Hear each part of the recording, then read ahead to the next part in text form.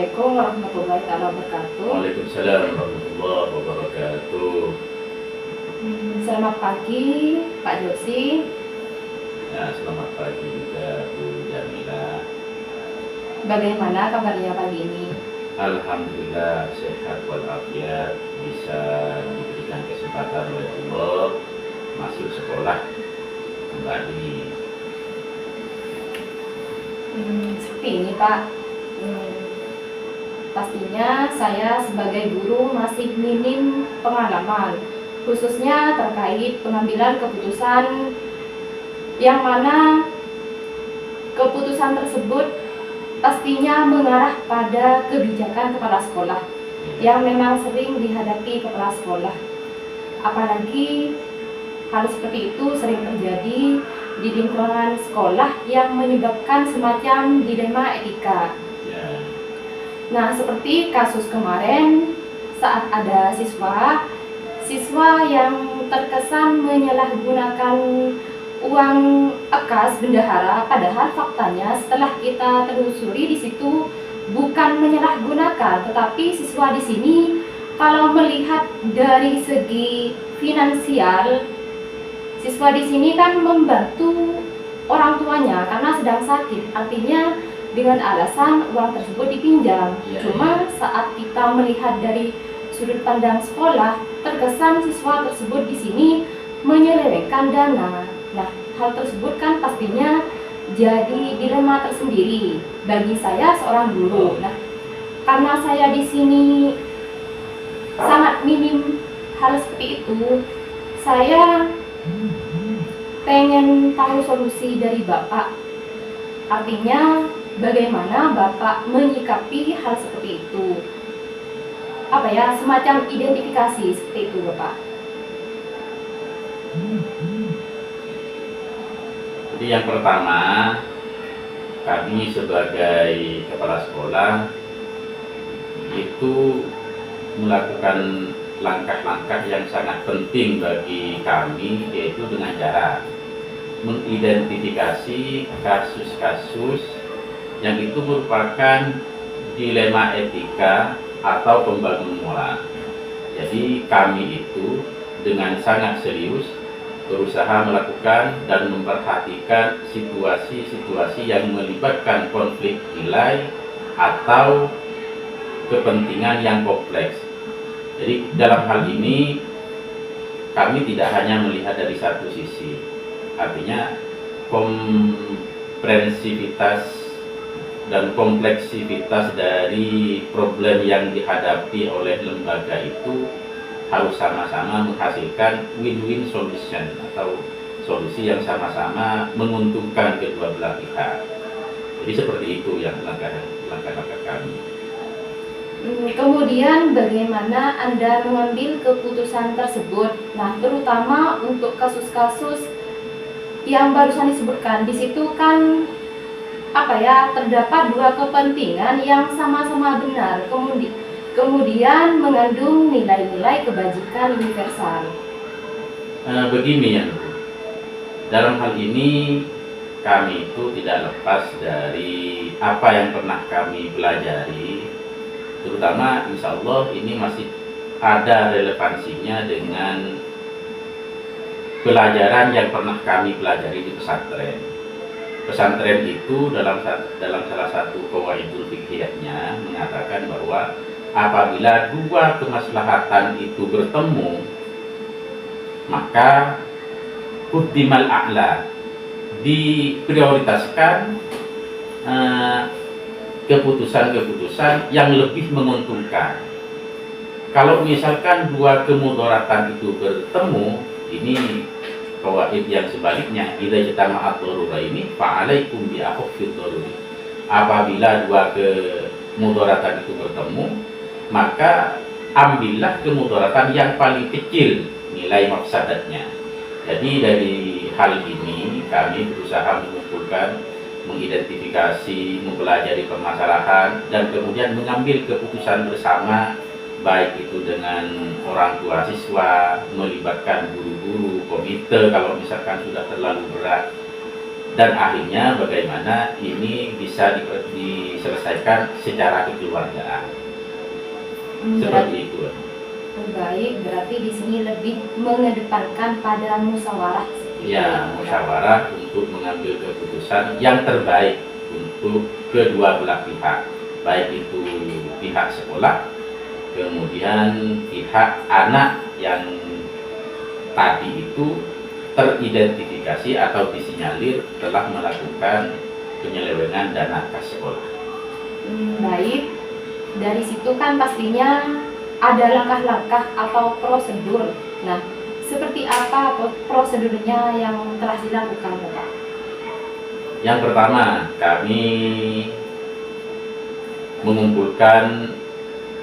mengadakan rapat dengan pihak sekolah, dengan wali murid, kemudian memanggil siswa, dan kami berusaha mengklirkan permasalahan tersebut, dan pada akhirnya keputusan terbaik itulah yang harus kita laksanakan, yang sama-sama tidak merugikan sekolah atau merugikan siswa tersebut.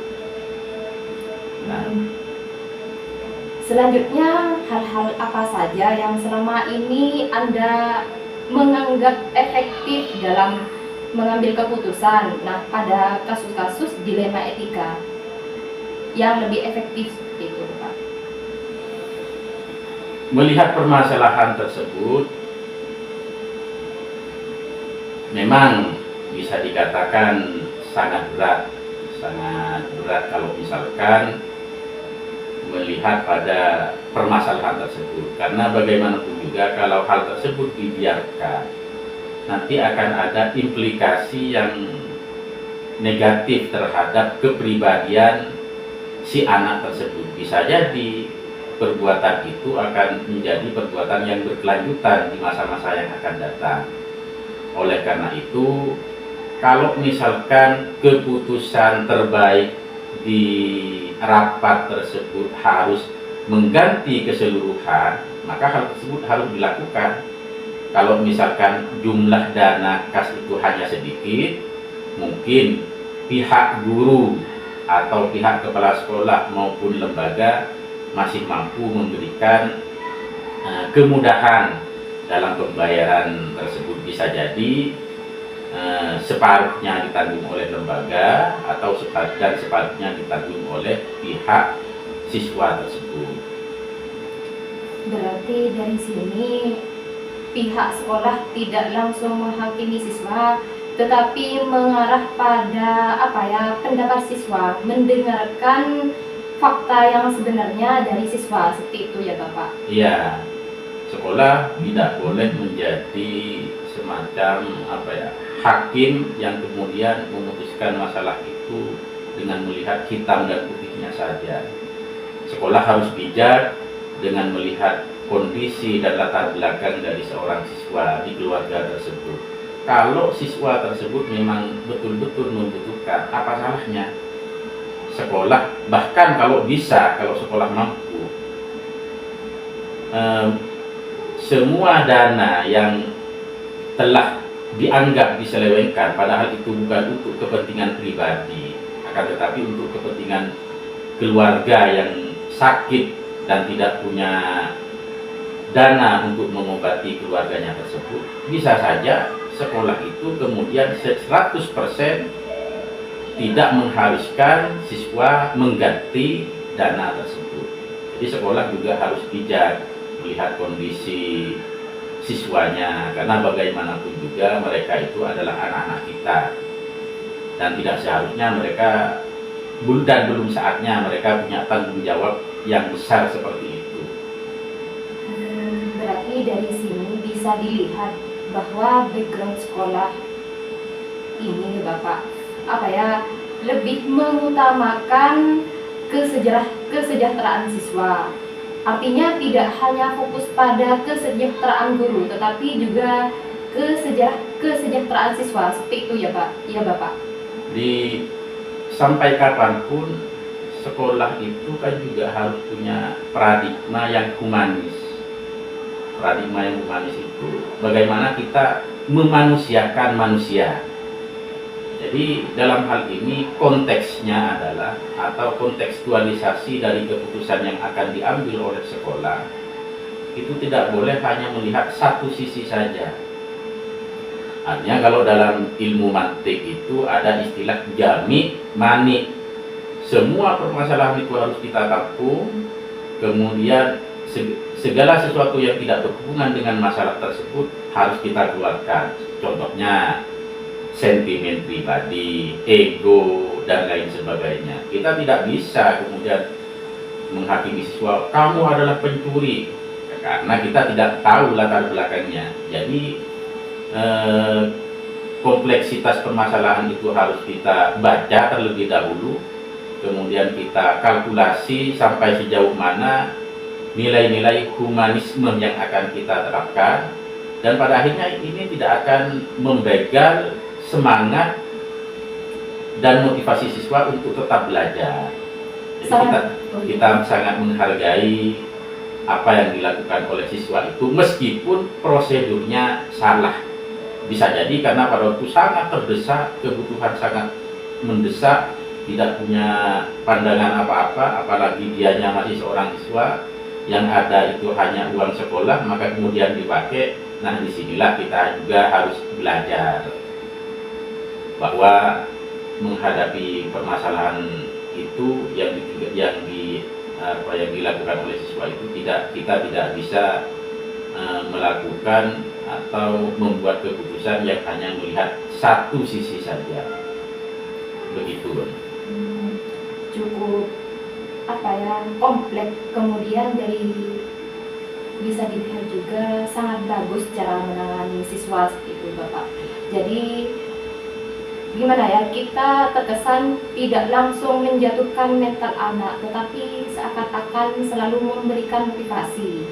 Nah, pastinya dari situ kan ada semacam tantangan, khususnya bagi Bapak selaku kepala sekolah dalam mengambil keputusan dilema etika.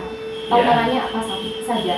Tantangan yang paling besar itu adalah ketika kita harus legowo, menerima dan mampu membuat keputusan yang sebaik-baiknya. Jadi tantangannya bukan di masalah kita harus mengganti uang dan lain sebagainya. Ya, kita sebagai kepala sekolah sekaligus sebagai orang tua dari seluruh siswa, bagaimanapun juga kita harus legowo menghadapi hal tersebut, kemudian mampu memberikan semacam kebijakan yang sama-sama menimbulkan kemaslahatan yang terbaik, baik untuk sekolah maupun terhadap masa depan siswa tersebut.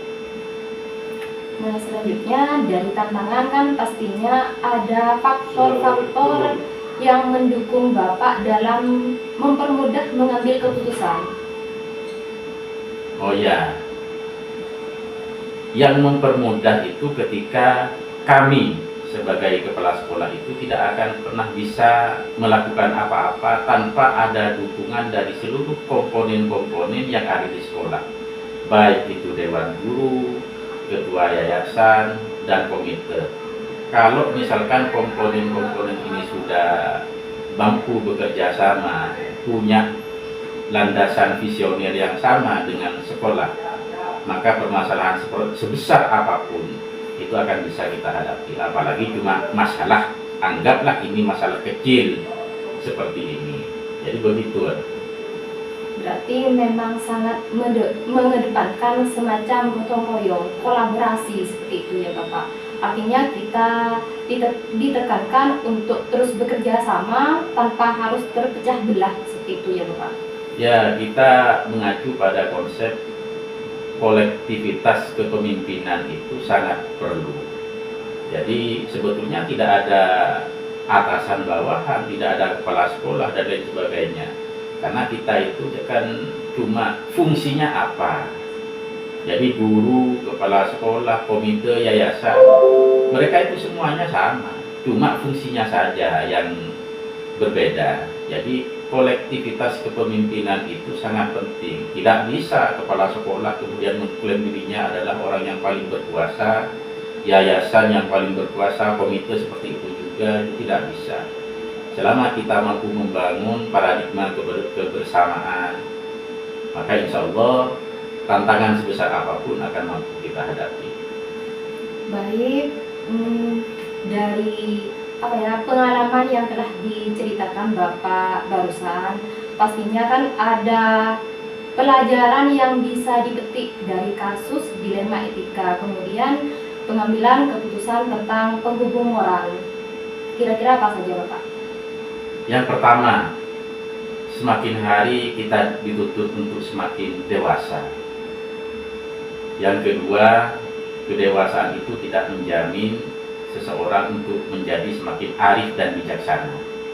Jadi permasalahan itu justru datang untuk menjadikan kita semakin arif, bijaksana, semakin kuat untuk menghadapi tantangan-tantangan berikutnya. Baik, terima kasih Bapak. Saya sendiri merasa memang cukup banyak yang saya peroleh dari percakapan kita barusan, meskipun hanya sebentar. Ternyata sangat banyak manfaatnya. Kemudian di situ saya belajar arti dari kata transparan. Artinya kita saling terbuka. Di samping itu kita bisa paham bahwa saat kita berada di satu lembaga, kita harus mengedepankan satu kesatuan. Artinya kita satu, tidak ada yang namanya barisan atasan dengan bawahan. Nah, kemudian kita menganggap siswa itu tidak hanya sebagai murid kita, tetapi juga wadah untuk kita bimbing, kemudian kita motivasi seperti itu. Nah, cukup menarik Bapak.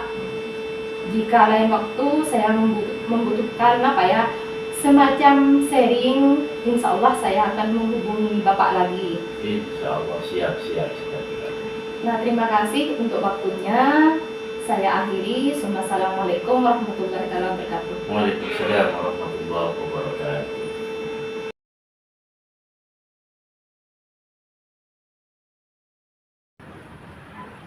Assalamualaikum warahmatullahi wabarakatuh. Waalaikumsalam warahmatullahi wabarakatuh.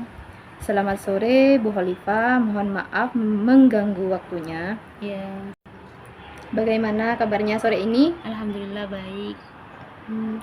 Terima kasih juga sudah mau meluangkan waktunya ya Ibu. Nah, sesuai yang ditelepon baru tadi, saya kesini pengen mendengar pengalaman dari Bu Khalifah itu. Khususnya terkait kasus-kasus di sekolah. Misalkan ada siswa di sini rajin, cuma sering bermasalah. Salah satu contohnya tidak pakai sepatu. Nah, saat kita mengikuti peraturan sekolah, pastinya kan ada konsekuensi dari pelanggaran siswa tersebut. Nah, namun saat kita selidiki ke rumahnya, siswa ini minim finansial, ekonominya memang terbatas. Nah, itu bagaimana Bu Khalifah mengidentifikasi hal-hal semacam seperti itu? Ya, kasus seperti itu sering saya dapatkan di sekolah, karena lingkungan sekolah saya itu adalah di pedesaan. Kebanyakan siswa itu tinggal bersama neneknya, jadi orang tuanya merantau. Apabila ketemu dengan kasus seperti itu, yang pertama adalah saya limpahkan dulu kepada wali kelasnya, biar wali kelas mengidentifikasi anak ini kenapa. Kemudian kita temukan alasan siswa. Kalau memang sudah kita dapat, baru kita identifikasi sebenarnya ke rumah atau ke wali murid secara langsung. Jadi pernah pengalaman kita langsung tanyakan kepada orang tuanya, ternyata memang anak ini kurang perhatian dari orang tua, karena anak ini tinggal bersama nenek dan orang tuanya merantau keluar kota, seperti itu. Dari situ pastinya wali kelas akan berkonsultasi terhadap saya, dan saya juga nanti berkonsultasi atau kolaborasi dengan guru-guru yang lain untuk mengambil keputusan yang tepat. Baik, sepertinya permasalahannya sedikit sama ya Ibu, mungkin karena sama-sama di pedesaan seperti itu. Nah, selanjutnya dari situ bagaimana Anda mengambil keputusan di sekolah Anda, terutama untuk kasus-kasus dilema etika ini? Yang pertama, saya akan mengambil analisis secara mendalam. Saya akan menganalisis secara mendalam kasus tersebut dengan mempertimbangkan semua faktor yang relevan. Kemudian yang kedua, konsultasi dan kolaborasi. Nah, di sini saya melibatkan semua pihak, entah itu guru, wali murid, dan siswa itu sendiri.